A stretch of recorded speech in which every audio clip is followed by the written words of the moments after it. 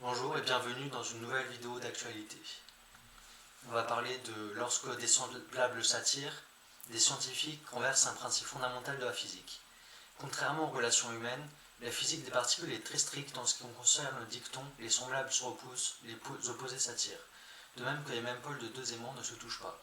Les charges négatives et positives ont une inversion universelle pour leur propre compagnie.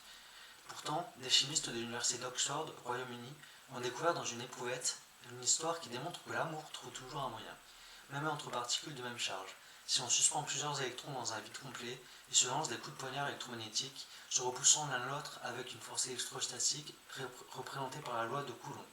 De même, les protons dans le vide de l'espace sont également séparés en vertu de leur charge positive commune. En revanche, si l'on mélange des particules dominées par des charges différentes, on assiste à un véritable feu d'artifice. En fait, la chimie ne serait pas la même sans la loi de Coulomb qui régit le feuilleton des triangles d'amour atomiques.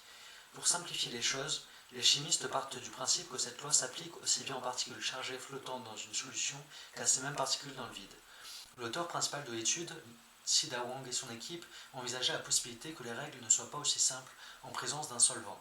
Dans une série d'expériences basées sur des particules de silice dans différents types de solutions, les chercheurs ont mesuré des facteurs tels que l'acidité et la structure moléculaire du solvant afin de déterminer la force des interactions entre les particules. A l'aide d'un microscope optique, ils ont également calculé la distribution de la densité des particules. Leurs observations ont clairement montré que les particules de silice chargées négativement dans les solutions à base d'eau ne s'écartaient pas les unes des autres comme elles le feraient dans un espace vide idéal. Au contraire, elles se rapprochaient. L'une des explications possibles réside dans l'examen du pH de la solution qui affecte la force de l'attraction lorsqu'il passe d'une valeur relativement acide de 4 à une valeur plutôt basique de 10. Curieusement, les particules de silice modifiées pour avoir une charge positive ne se sont pas comportées de la sorte, du moins pas dans les solutions aqueuses. D'autres expériences utilisant l'alcool comme solvant ont toutefois permis aux particules chargées positivement de se rapprocher les unes des autres. Ces nouvelles forces attractives ont été observées sur de longues distances et ont été contrecarrées par la répulsion attendue sur des distances plus courtes. Bien que les interactions entre les particules et le solvant soient complexes, il est clair qu'elles sont suffisamment importantes pour supplanter les forces de Coulomb, toujours présentes, qui séparent habituellement les particules dominées par la même charge, dans ce que les chercheurs appellent une électrosolvation force. La structure de la solution et ses propres composants chargés interagissent avec les surfaces des particules en suspension de manière à créer une force d'attraction nette attirant la silice dans des amas malgré leur répulsion.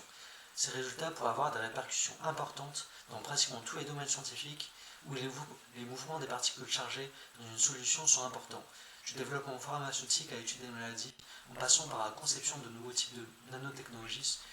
Selon les chercheurs, les molécules chargées de la même manière en solution peuvent en fait subir une attraction forte et de longue portée contre-intuitive, même dans les conditions physiologiques. Merci pour votre visionnage.